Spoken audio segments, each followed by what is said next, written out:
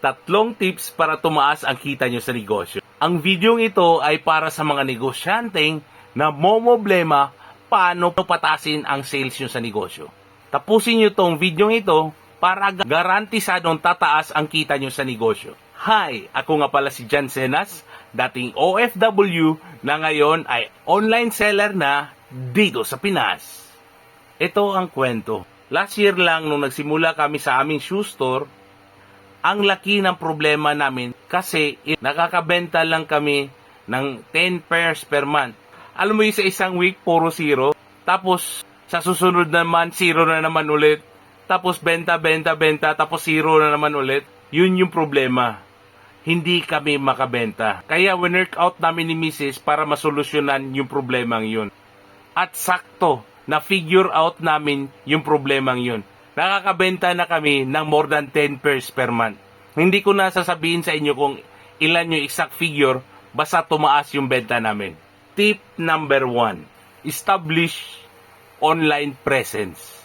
Gumawa po kayo ng FB page para doon nyo ma-post lahat ng benebenta nyong products, tapos doon ma-establish yung online presence nyo. Okay? Tip number 2, dapat po maging consistent tayo mag-post po ng mga produkto natin daily. Tapos i-update natin yung mga new arrivals natin. Tapos i-post nyo rin po yung mga tao na bumili sa inyo.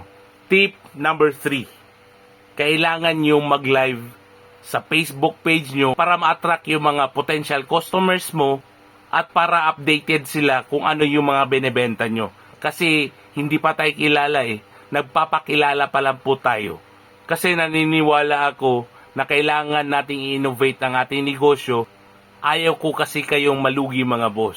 Tara mga boss, kung kayo ang negosyante na sawa na sa maliit na benta, kailangan na po nating baguhin yung sistema natin. Nasa internet na po lahat. So sa mga negosyanteng traditional na hindi gumagamit ng kahit anong internet or Facebook or ano pa ba, baguhin na natin ang sistema. Kailangan na nating sumabay sa bagong trend na to. Gawing online na rin yung mga negosyo nyo. Kasi innovation is the key to our future. Yun yung natutunan ko sa Marriott. Kailangan po mag-innovate po tayo. Alright mga boss, alam kong may natutunan kayo sa videong ito. So please, like, comment po kung may nalalaman kayong tips na hindi ko nasama dito. And please share po para kumalat po tong video na to. Tsaka nga pala, may binibenta po ako mga sapatos. Kung gusto nyo bumili ng affordable quality shoes, PM nyo na lang po ako sa page ko. Lalagay ko dito. Alright mga boss, hanggang dito na muna. Don't forget to take your happy pill and always choose to be happy. Okay?